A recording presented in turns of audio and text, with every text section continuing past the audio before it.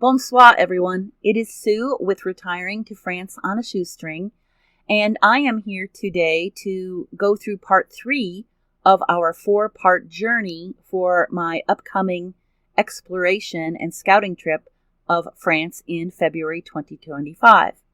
At the end of part 2, we were ending up in the port town of Béziers on the Mediterranean coast.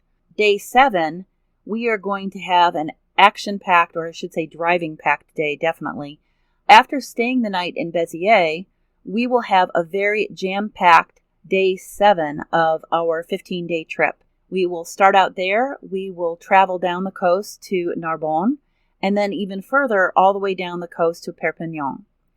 And after we explore the Perpignan area a little bit, and I'm hoping I'll get a little bit of some time to look around some of the small towns that are west and southwest of there, but I'm not quite sure how much time we'll have because we've got a little bit of some ground to cover and not quite sure how long it's going to take because we're not going to be taking primary highways at this point. We are going to be going on secondary roads through some of the lower reaches of the mountains. From Perpignan, we will be traveling almost directly west and stopping in some towns such as Espéraza and Limoux before turning directly north and going up to Carcassonne. Carcassonne is going to be a fascinating place to explore, especially because I love history. And it has a castle and it has a keep from the medieval days. It has Roman structures. It has a bustling and vibrant city life. And that should be a fun place to spend the night and most of the next morning. On day 8, when we leave Carcassonne, we will be heading out on secondary roads again and traveling southwest to 2 smaller cities that I have been in before, Foix and Tarascon-sur-Ariège. In this area, there are a lot of caves or grottos where prehistoric humans drew amazing cave art. But since we're going to be there in February, I don't think we're going to be able to take a tour. I think it's going to be just a little bit too cold. So I will have to wait and explore more of those once I finally get to France again, sometime in 2025. From there, we will head directly west through the Pyrenees and end up in Saint-Gaudens, which, again, is a town that I have spent some time in. I think I stopped at the boulangerie there, or the patisserie there, to get some casual lunch things and a bottle of water. And we'll be spending the night there. On day 9, we have a little bit of a zigzag trip. We're going to be leaving Saint-Gaudens and travel southwest to the town of Hérault, and then kind of zigzag back northwest through Campagne, and that is the town where I stayed for close to 2 weeks when I was following the Tour de France one summer. From there, we'll continue north to Tarbes, and then we will zigzag back down southwest to Lourdes. And many of you might be familiar with Lourdes as it is an international destination for Catholic and other pilgrims, as there is the story that the Virgin Mary appeared to a young village girl in 1858. So there is a grotto or cave, and there is a sacred spring. There are all sorts of amazing grounds on the cathedral there, and a statue of the Virgin Mary.